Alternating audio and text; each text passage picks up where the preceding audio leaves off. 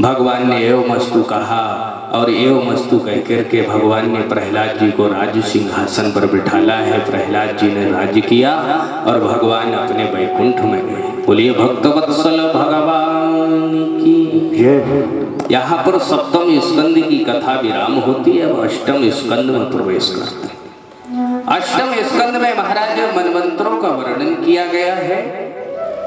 सतयुग, त्रेता, द्वापर और कलयुग जब ये एक एक हजार बार व्यतीत हो जाते हैं तब बाबा ब्रह्मा का एक दिन होता है। और जब ये 14 मनवंतर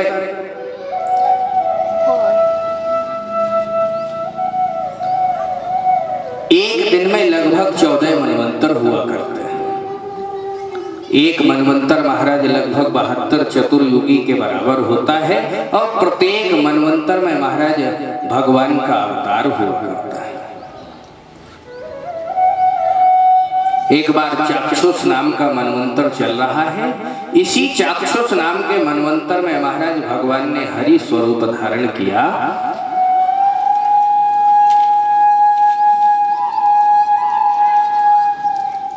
सुखदेव जी महाराज ने राजा परीक्षित से कहा, राजन,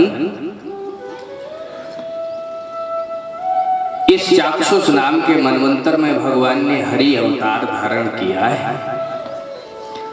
परीक्षित जी ने हाथ जोड़ लिए, प्रभु हमने सुना है भगवान ने हरि अवतार धारण किया, गज का ग्राह से उद्धार प्रभु ने कैसे किया, ये हमारी जानने की इच्छा है। प्रभु आप हमें कृपा करके इस प्रसंग को सुनाओ। सुखदेव जी महाराज कहते हैं, राजन परीक्षित, आसीत गिरवरो राजन त्रिकूट इति विश्रुतः क्षीरोदेनः व्रतः श्रीमान् योजनः युतमुच्छ्रितः। एक त्रिकूट नाम का पर्वत है। उस त्रिकूट नाम के पर्वत पर महाराज एक बहुत बलवान हाथी रहता है। इतना बलवान हाथी है कि 10,000 हाथियों की इसमें ताकत है। इसका पूरा परिवार भी इसके साथ में है। गर्मी का समय था। एक समय इस हाथी ने अपनी पत्नियों से कहा, देवियों गर्मी का समय है, बहुत तेज गर्मी है, हमें प्यास लगी है और चलो हमारे साथ में चलो और चल करके यही एक पास में सरोवर है वहां चलते हैं और चल करके कुछ जल पिएंगे, कुछ जल क्रीड़ा करेंगे।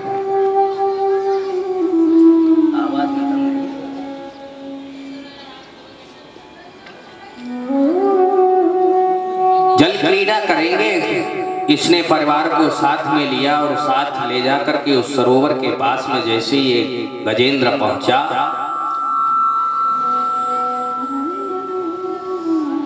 इसने अपने परिवार से, अपनी पत्नियों से कहा, देवियों तुम बाहर रहो, इस सरोवर में हम प्रवेश करते हैं।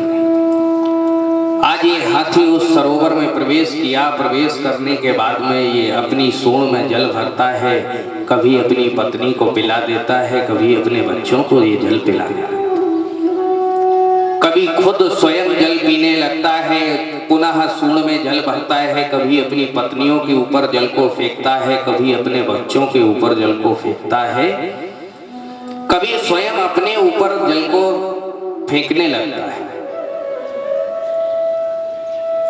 अंत तो ये हुआ,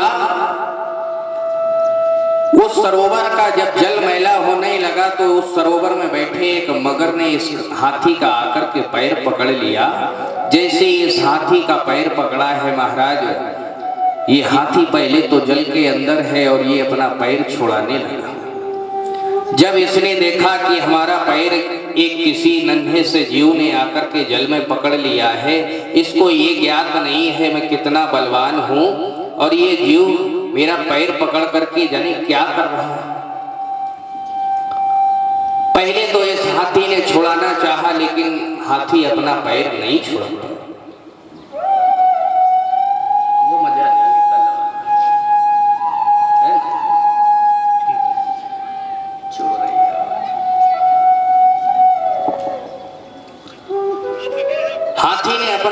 नहीं छोड़ा पाया, पत्नियों की ओर इशारा किया, देवियों मेरा जल के अंदर किसी जीव ने पैर पकड़ लिया है, तुम ऐसा करो, तुम अपनी ताकत लगाओ और ताकत लगाने के बाद में तुम मेरा इस जीव से छुटकारा दिलवाओ। हाथियों ने, जैसे हाथी ने अपनी पत्नी से कहा, पत्नियों ने ताकत लगाई, लेकिन उस ग्राह के चंगुल से आज हाथी को नहीं छुड़ा पाया। काफी समय व्यतीत हो गया, पत्नियां भूखी हैं, बच्चे भूखे हैं, हाथी बेचारा आज संकट में फंसा हुआ। जब देखा इसने कि मेरी पत्नियों ने ताकत लगाई, मेरे बच्चों ने ताकत लगाई, लेकिन नहीं छोड़ा उस ग्राह ने हाथी का पैर, पत्नियों ने छोड़ दिया हाथी को और छोड़ करके पत्नियां बच्चे सब जाने लगे। जैसे ही हाथी ने देखा पत्नियां और हमारे बच्चे आज हमें छोड़ करके जा रहे थे, आवाज लगाई, देवियों तुम ऐसे संकट के समय में हमें छोड़ करके यहाँ से क्यों जा रहे हो? पत्नियां वहीं पर स्तंभित हो गई और कहने लगी, स्वामी हम आपके साथ में जल पीने आई थी सरोवर पर और आपको ग्राह ने पकड़ लिया, हमें कितने दिन व्यतीत हो गए, हम तो भूखी हैं, हमारे बच्चे भी भूखे हैं, हम तो चलो भूख को सहन कर जाएंगे, लेकिन हमारे बच्चे अभी छोटे हैं, ये भूख को सहन नहीं कर पाएंगे। हम आपके चक्कर में यहाँ भूखों थोड़ी मरती रहेंगी। जैसे ये कहा, हाथी की पत्नियां कह करके चल ली, हाथी के आंख में अश्रु आ गए। जैसे ही हाथी के आंख में अश्रु आए, संसार से हाथी को वैराग्य हो गया। ये जीवन की एक सच्चाई है, गजेंद्र मोक्ष की कथा हमें शिक्षा देती है। गजेंद्र मोक्ष की कथा से हमें शिक्षा ये लेनी चाहिए कि गजेंद्र में जब तक ताकत थी तब तक तो इसकी पत्नी, इसकी बच्चे सब साथ दे रहे थे। आज ये संकट के समय में फंसा हुआ है, सबने साथ छोड़ दिया। यही हमारे और आपके जीवन की सच्चाई है। जब तक हमारे पास में पैसा रहता है तो ये परिवार वाले हमारा साथ देते हैं, ये बच्चे हमारा साथ देते हैं, पत्नी हमारा साथ देती है। जिस दिन हमारे जेब में पैसे खत्म हो जाए, ये बच्चे भी हमें त्याग देते हैं, पत्नी भी त्याग देती है, पूरा परिवार हमें त्याग देता है।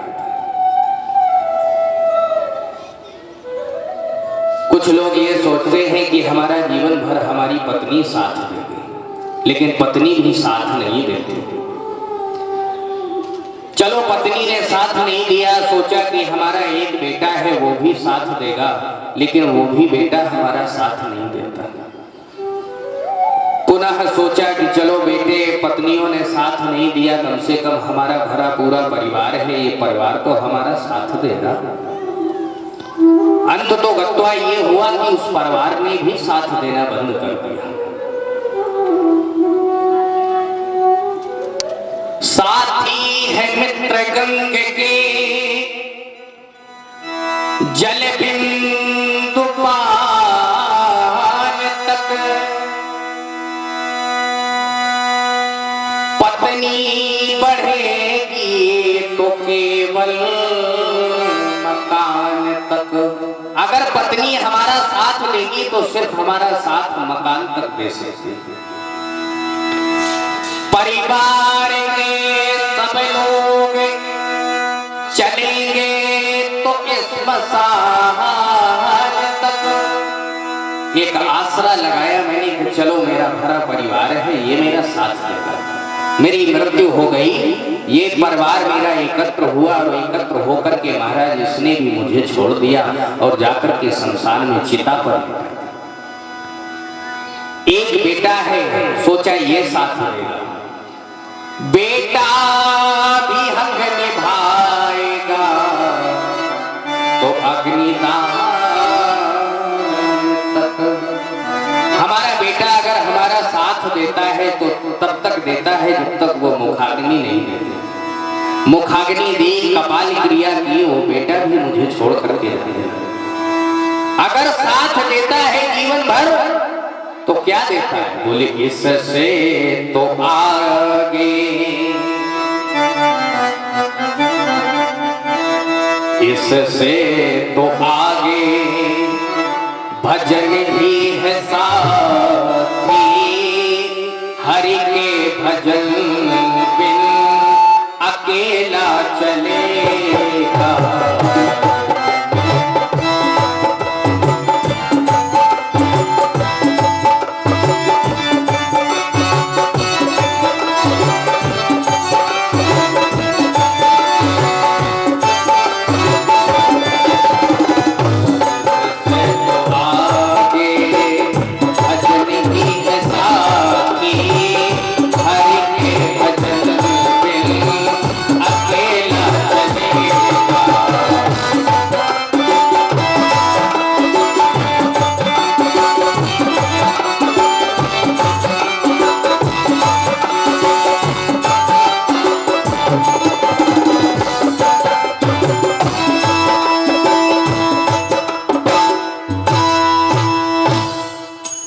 गजेंद्र को कुछ दिखाई नहीं दिया, इसको वैराग्य हो गया।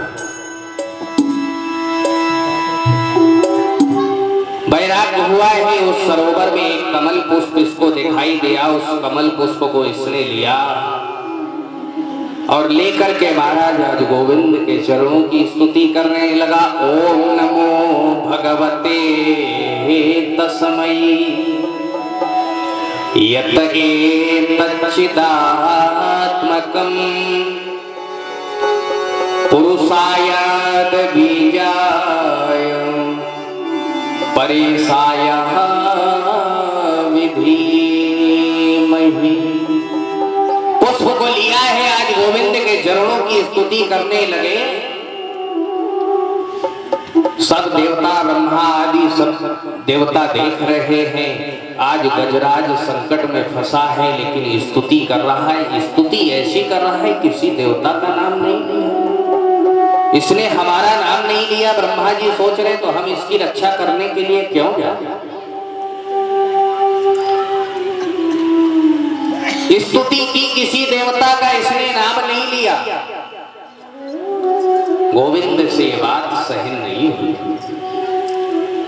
भगवान ने देखा गजराज आज संकट में फंसा हुआ है, स्तुति कर रहा है, कोई देवता इसकी मदद करने के लिए नहीं जा रहा। जो किसी की स्तुति नहीं वो हमारी स्तुति।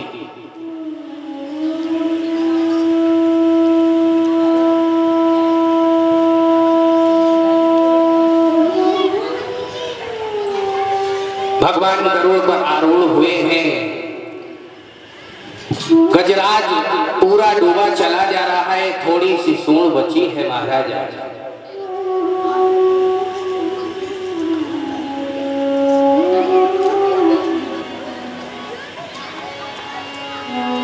पानी सर से बिल्कुल ऊपर गुजरता जा रहा है। प्रभु अब तो मेरी रक्षा करो।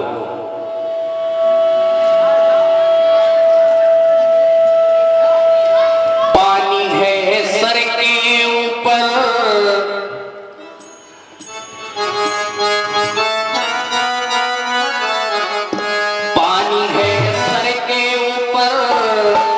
मुसीबत अड़ गई है, आज हमको तुम्हारी जरूरत पड़ गई है। अरे अपने हाथ पकड़ लो तो मानूंगा एहसान, मानूंगा एहसान।